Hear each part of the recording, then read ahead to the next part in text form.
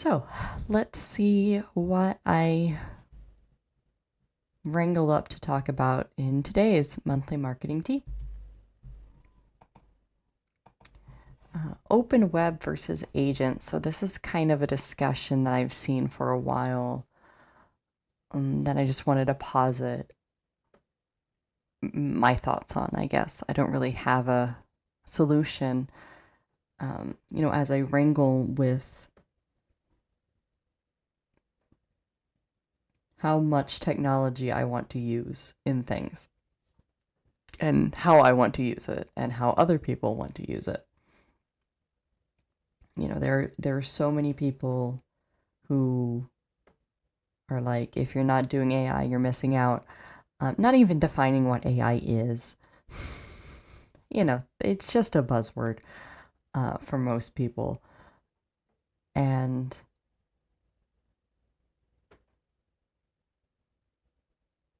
at the end of the day, there are going to be people who are comfortable giving over control to technology, and there are going to be people who are not comfortable with that. And that's not really going to change. It's been like that, every time there's an advancement. And some people are like, yeah, as long as my life is made more convenient, then I don't mind giving my privacy, all of my personal information, etc. My thinking, my agency, any of it, because my life will be quote unquote easier. And then there are people who are more concerned about that. And one of the aspects of this back and forth is the open web versus kind of just using agents and chatbots. So people are kind of forecasting that AI will be the end of the open web. And I think in some cases that will be true. Certainly a lot of basic information given to us on our phones, we're not going to be browsing the internet for anymore. Weather. I'm trying to think of other good examples. Weather was one that I thought about the other day. I rarely will try to find an actual meteorologist for the weather.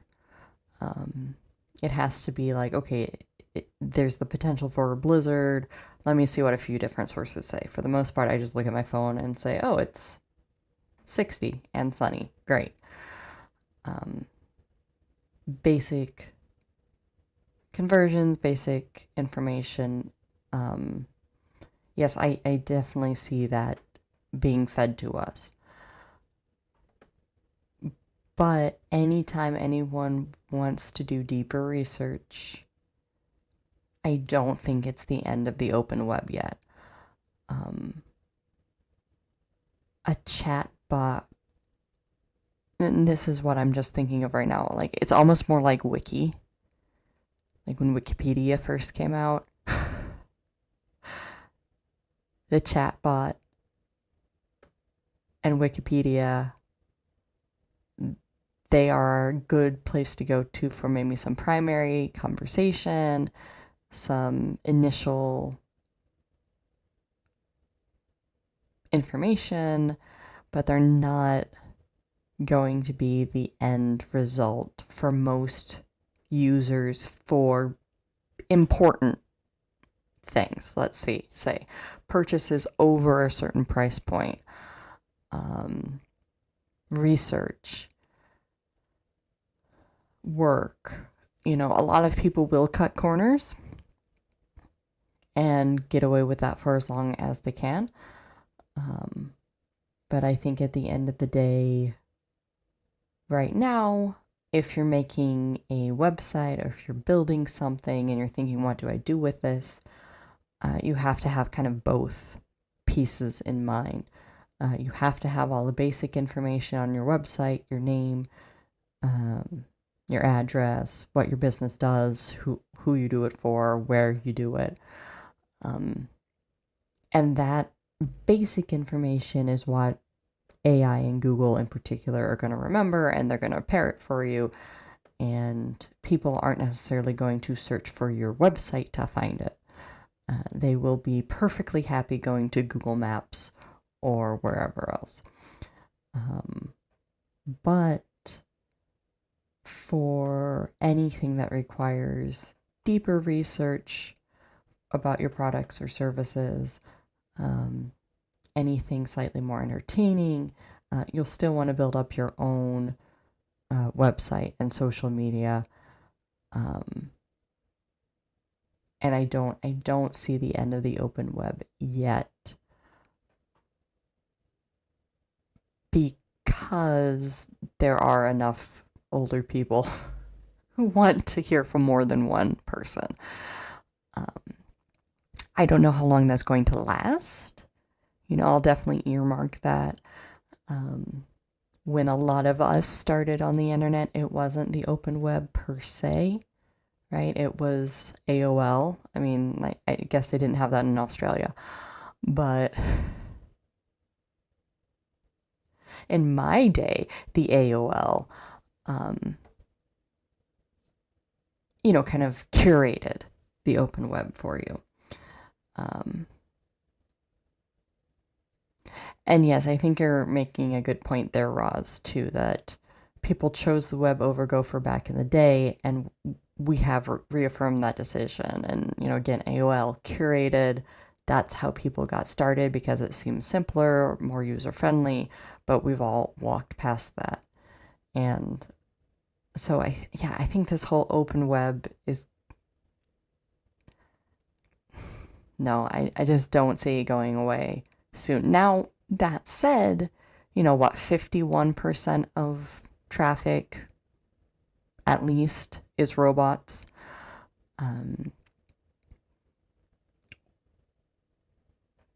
People want to integrate into chat and other LLMs so that they get sales, let the agents buy directly, etc.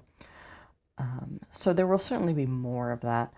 But, Walmart recently tried out something with its online sales and AI and did not like the results, did not see as good a conversion from their website. So they're actually trying to do more and try to integrate directly into ChatGPT, I believe. I believe what they had tested was ChatGPT giving a referral to them, which then did not convert as well on Walmart.com. But yeah, there is still always a reason for the open web. Current AI stuff is a massive bubble, which will eventually pop, but there'll be something left behind that hopefully will actually be the good parts. That is my hope.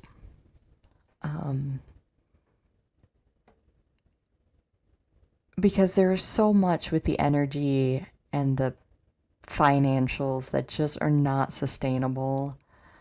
And once everyday users have to start paying for it, they're gonna ditch it.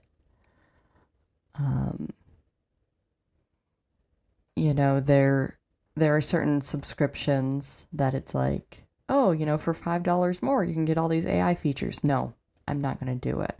Now, they might just raise the prices and we all have to deal with that. But then eventually there'll come a time when we just have to start cutting back on our services.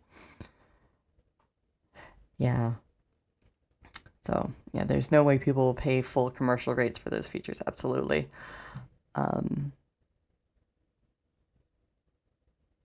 There'd be a lot of sticker shock if they knew how much their little games cost.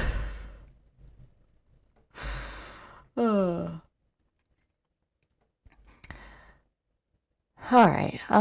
This is more of a very general one. Now back to your regularly scheduled Google Core update.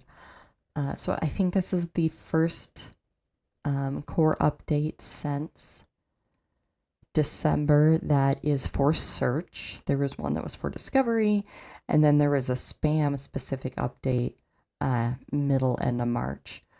As I mentioned, this core update is right after the spam specific update. So I wonder if maybe they're going to be trying to parse out the useful content from the less than useful content. So over the next couple weeks, we'll see that rolled out and rankings resettle. And then referral traffic, this actually kind of goes back to the first point. Open web is back on the menu. One of the stats, I suppose, that I'm curious about in this debate is referrals, right? How many referrals open web gets from AI. And they are still statistically small compared to, a traditional search engine. Traditional search engines still account for like 99% of AI traffic. Website traffic. Website traffic. Well, 30% direct. I'm making up that number. 69% search. If you have good SEO. But AI referrals are there, and they are growing usually. So ChatGPT's newest model is giving fewer referral links. Gemini, so Google's products, doubled their referral links recently. So that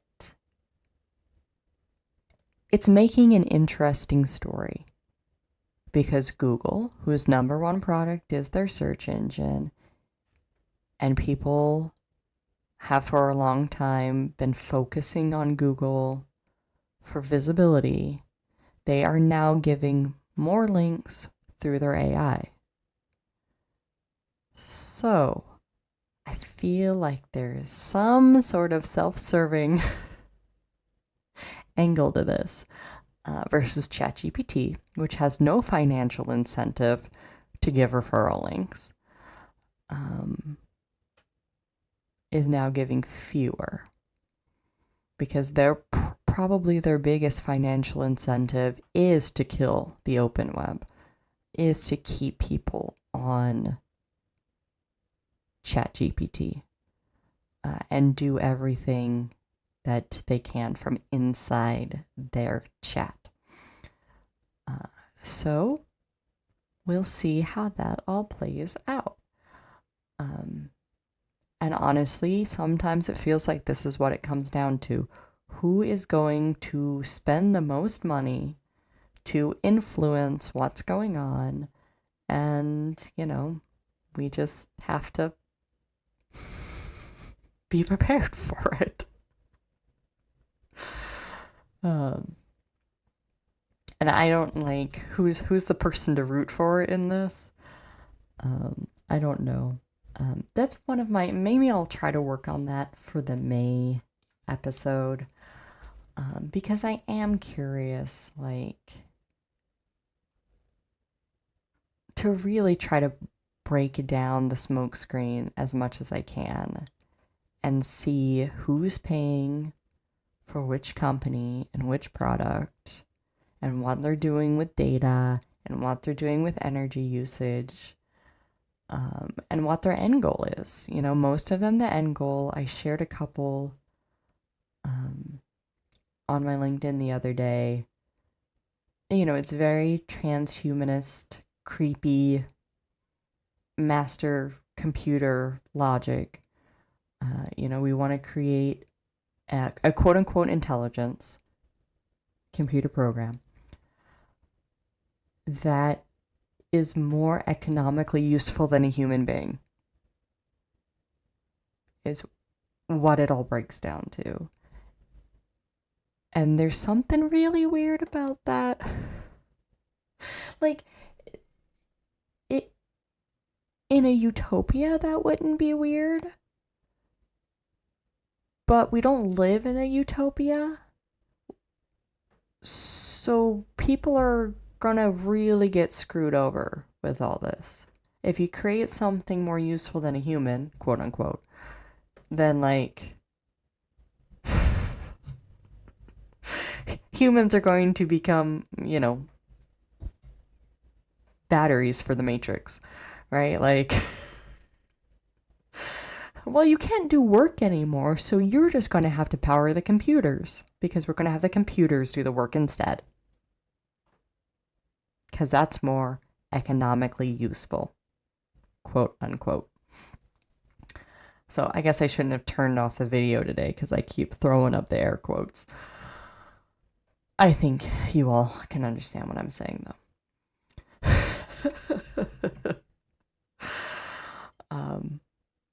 So anyway, we live in interesting times, and I will continue to follow what's happening and just try to understand it the best that I can, and what seems good and what seems a little iffy. I will share a good.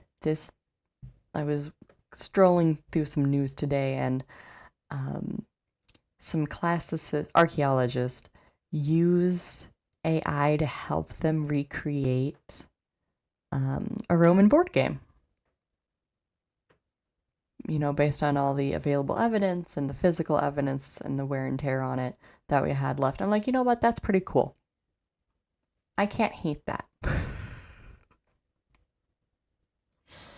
I'm glad AI is being used for something good. So, I'll share you with that. But for now, that's the end of this month. So I'll be back on Twitch at some point whenever I'm around. I have been doing Teach Yourself Classics off stream, so I am keeping up with that. And hopefully soon we'll have some good updates and progress reports on that. But otherwise, I will at least be here in May for another episode of this, and see what the world's been up to. I hope you all have a lovely weekend, and I hope you all had a good Easter. I'm already kind of back to the grind, but it is Easter Monday, so I hope everyone had a lovely Easter and Holy Week and are enjoying the Easter season. Go have some fun, eat some cake, hot chocolate, whatever is appropriate for right now. Until